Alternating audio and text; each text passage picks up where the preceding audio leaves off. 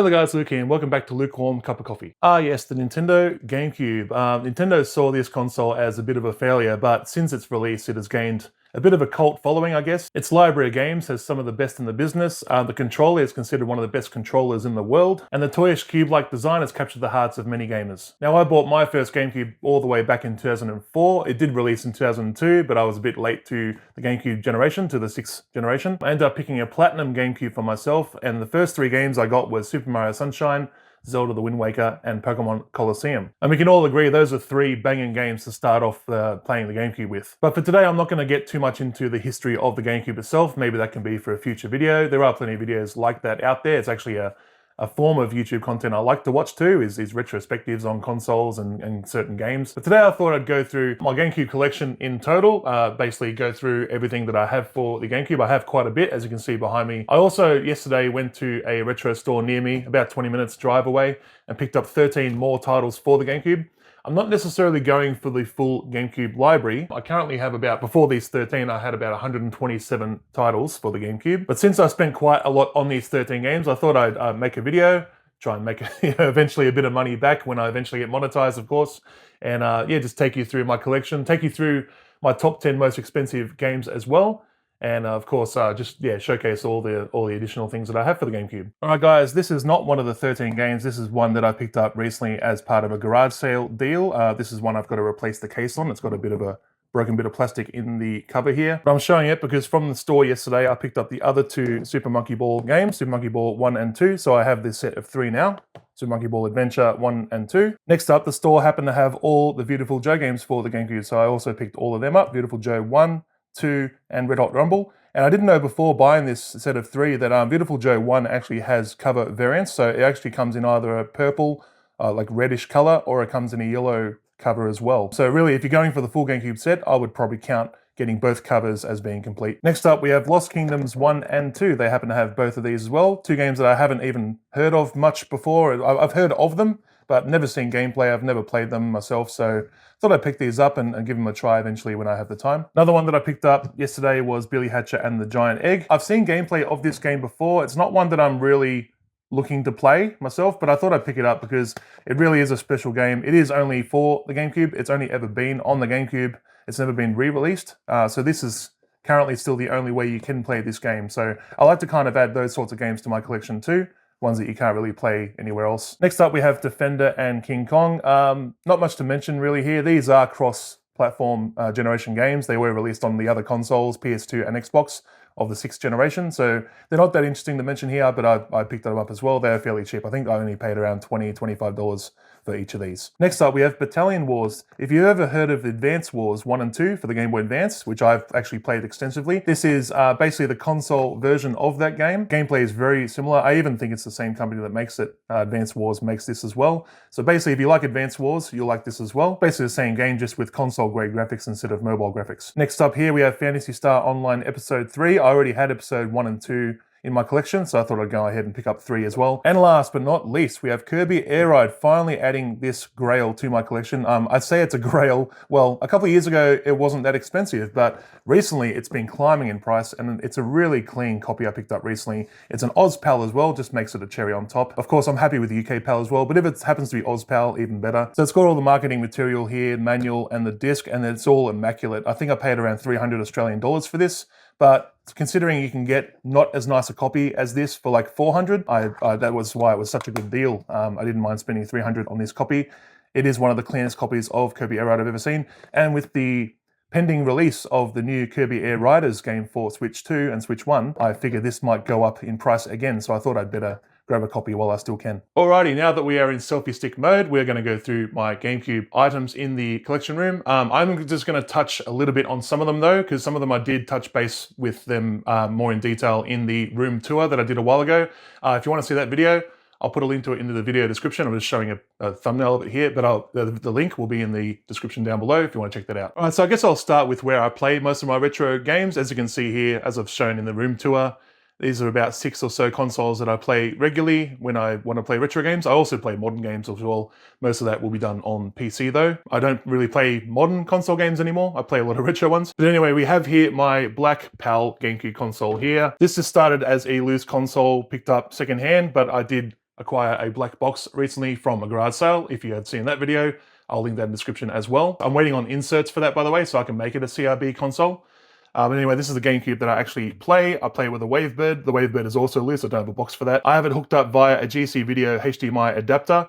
I'm also thinking of making a video on that adapter itself because it is such a night and day difference between using the AV cables that come with the GameCube and then the HDMI GC Video adapter. It is such a difference. Like, I never knew the GameCube could look so good, you know? Anyway, so that's my loose black PAL GameCube there. Up above here we have, as I've shown before in the room tour, Resident Evil 4 Chainsaw Controller. Again, I might unbox this one day, maybe. There's not too much to it. I might even do a fun video where I actually use it to play Resident Evil 4. That might be fun.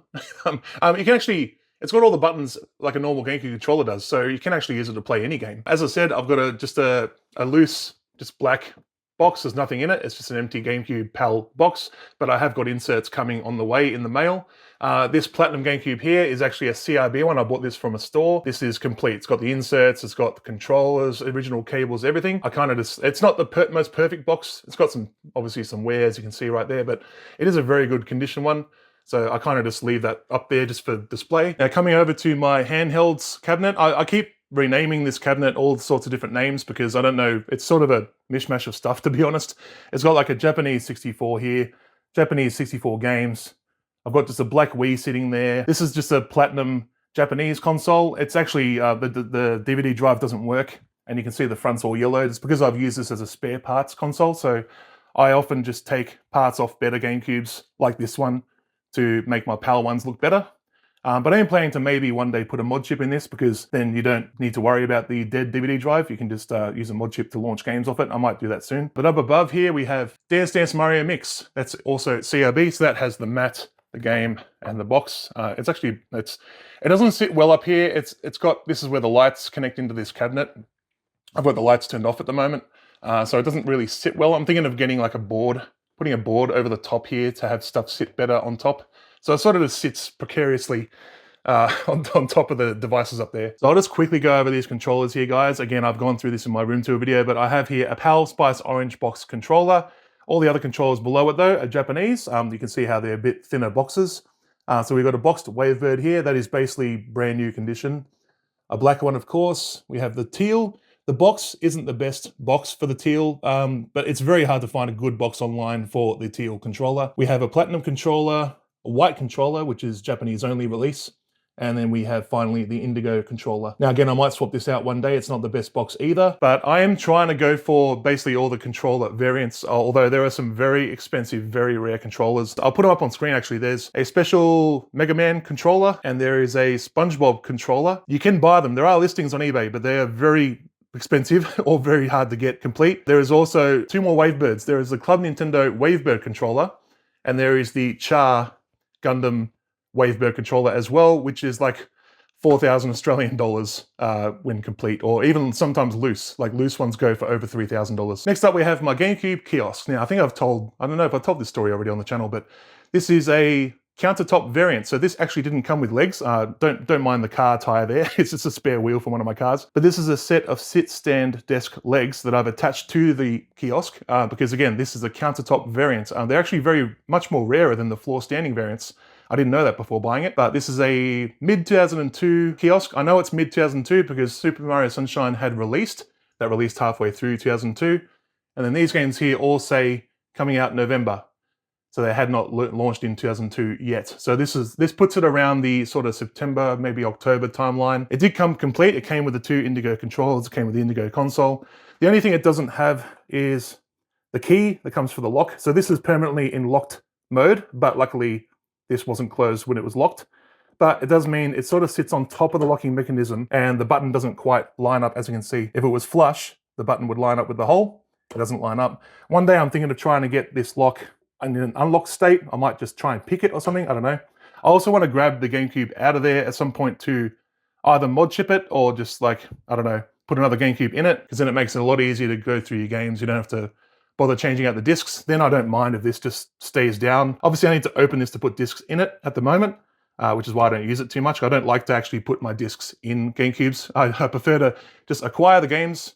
So I have the games. I'm not actually pirating when I put ISOs onto my modded GameCubes to play them. But yeah, I believe if you're a hardcore GameCube collector, no GameCube collection is complete without a kiosk of some sort. So next up here, I think we'll start from the bottom and go up. We have over here the bag of 13 games I showed already on the table earlier. I still need to make room on this shelf.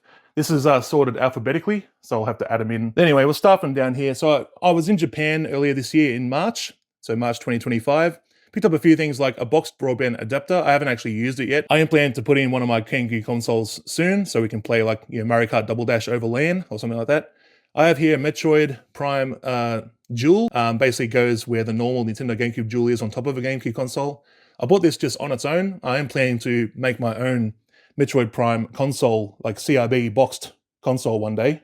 So I thought I'd get the Dual when I found it at the store. It's pretty rare to come across just like this. We have here one of the other Japanese pickups, just a boxed Game Boy link cable for the GameCube. Again, haven't used it yet. I've just left it in its box. Now, I already have the black variant of this as well, but I also have the indigo variant of the Game Boy Player controller by Hori. Basically, the best way to play Game Boy games on your GameCube is with this controller. The D-pad is way better. As you've seen from GameCube controllers, the D-pads are not great. They're a bit mushy, they're a bit small, whereas this is more of a Super Nintendo style D-pad. It's much better to play Game Boy games on. Next up, we have the black Game Boy Player CIB. You've seen this already as well. I managed to find the box and insert at a garage sale. No, not a garage sale. I found it on eBay, that's right, for quite a bit of money, 330 Australian dollars. And then I already had the disc and the player itself that I put in the box. So all up, this really is worth about $500 to $600. It's crazy how much these have gone up. It's quite a good quality box, has some wear here and there, but I'm still very happy with the purchase overall. Next up, we have just a loose indigo Game Boy Player plus a PAL disc for it.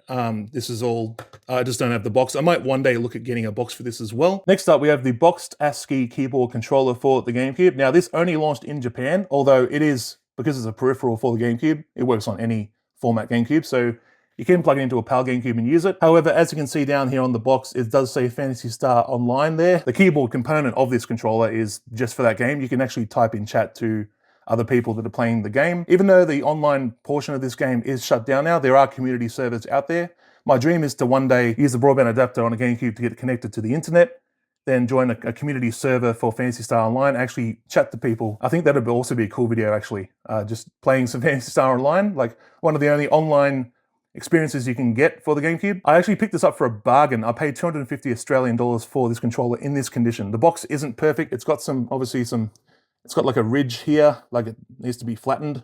I can probably actually fix that, but it's got some tears here and there. It's not perfect, but like you can use it as a generic controller, of course. It's just a bit wide. It sits across your lap. Quite a cool collectible. I believe if you're a GameCube collector, you need one of these in your collection as well. Next up, we have this Thrustmaster LCD screen for the GameCube. If you ever wanted to make your GameCube completely portable, you will need a screen of some sort to go onto it. It attaches to the handle at the back of the GameCube.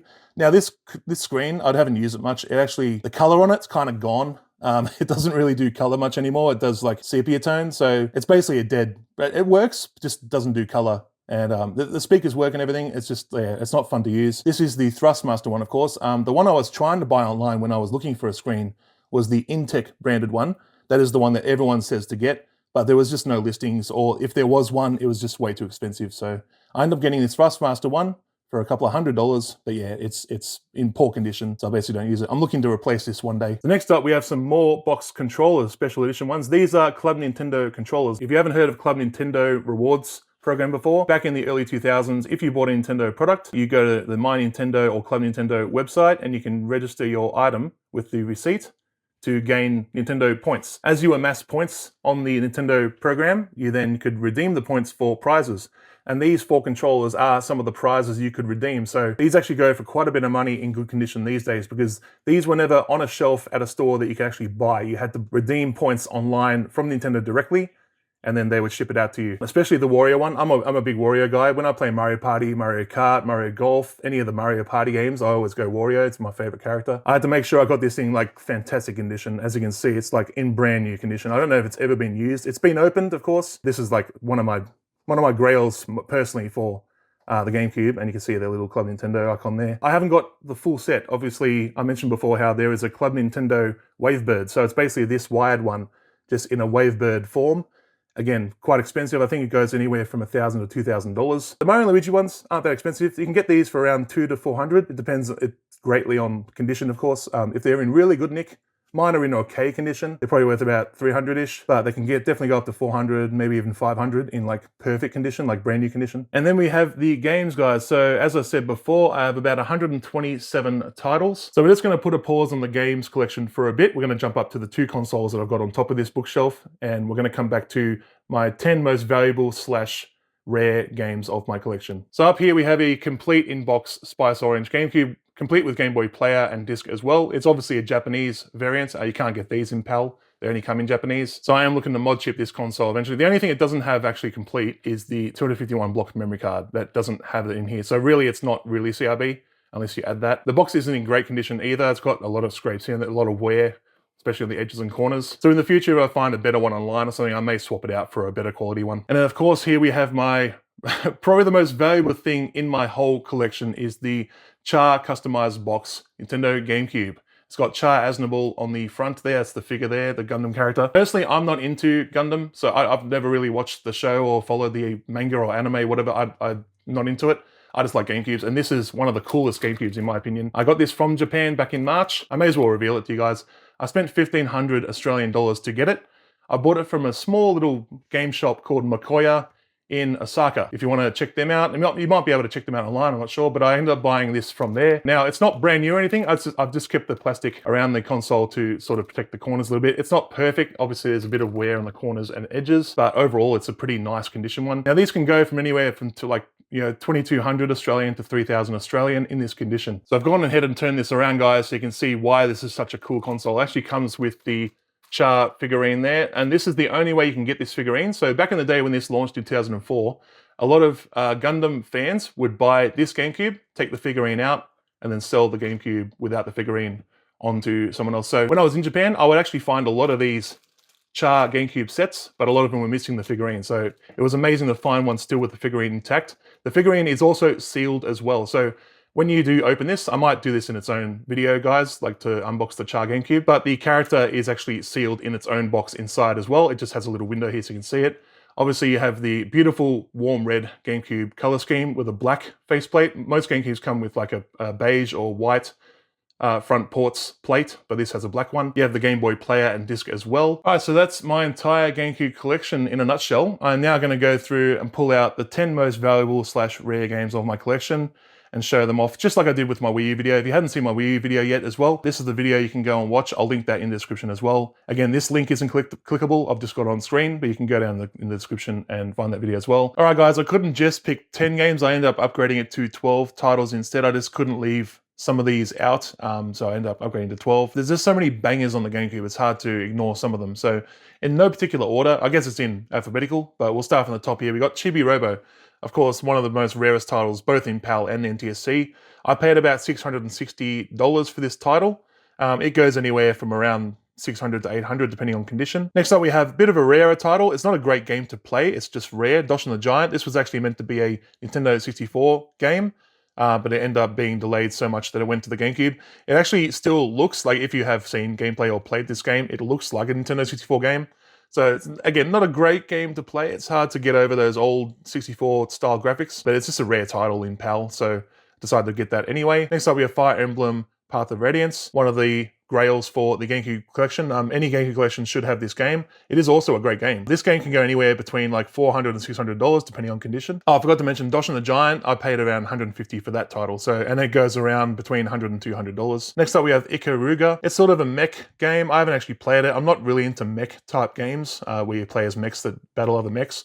But if that's your style, then this is the game for you. This goes anywhere from like $120 to $200, depending on condition. Now, I just couldn't leave out any of the Zelda games. So basically we have Twilight Princess down there, Wind Waker with the bonus disc, which has Ocarina of Time and Master Quest on it as well. And we have Four Swords Adventures, of course. This does come in a big box variant. I just have the normal variant. The big box comes with obviously a bigger cardboard box and the advanced link cable. But even in its smaller form like this, it's worth like anywhere between $250 to $400 depending on condition. Wind Waker Special Edition with the Master Quest and Ocarina of Time on the second disc, that goes for around $150. And Twilight Princess prices do fluctuate quite a bit. I can see this game anywhere from like 100 and something to like 300 and something. So it really does very much on condition, I believe. My copy is a very, very clean copy, basically in brand new condition. I can't really find a flaw in it at all. I've actually played my disc as well, so I know it works flawlessly. But yeah, in my opinion, better than the Wii version of Twilight Princess, where you had motion controls you were basically forced to use. Better off getting on the GameCube, playing it that way with traditional controls, in my opinion. Next up, we have Mario Party 6 Big Box and Mario Party 7 Regular. I'm actually trying to upgrade this copy to a big box variant as well. I'm just trying to get a decent price on a big box because the microphone itself, basically the big box, if you don't know, just has a big cardboard box and includes the microphone in it as well. The microphone itself is an accessory that costs like 20 bucks. The games are expensive though. So this Mario Party 7 is about $250, give or take. Sometimes it can go up to 300, sometimes as low as 200. But in this condition, the condition I have it in, I'm trying to sell this at the moment actually for around 250, 260. There's very little signs of wear anywhere on it. Mario Party 6 big box though, I managed to acquire. I used to have the regular version Mario Party 6. I upgraded to the big box a while ago. I paid about 380 Australian dollars for this, but the regular version can go for around 200-ish. And again, this is a very clean copy. I bought this from a retro store actually. Now, as you probably already know, there are 4 Pokemon games for the GameCube. I could have pulled out all 4 of them because Pokemon Coliseum goes for around $150 and Pokemon Channel with the e-reader cards can go for around $300. Unfortunately, my copy behind these two doesn't have the e-reader cards, so it's only worth maybe 200 or less.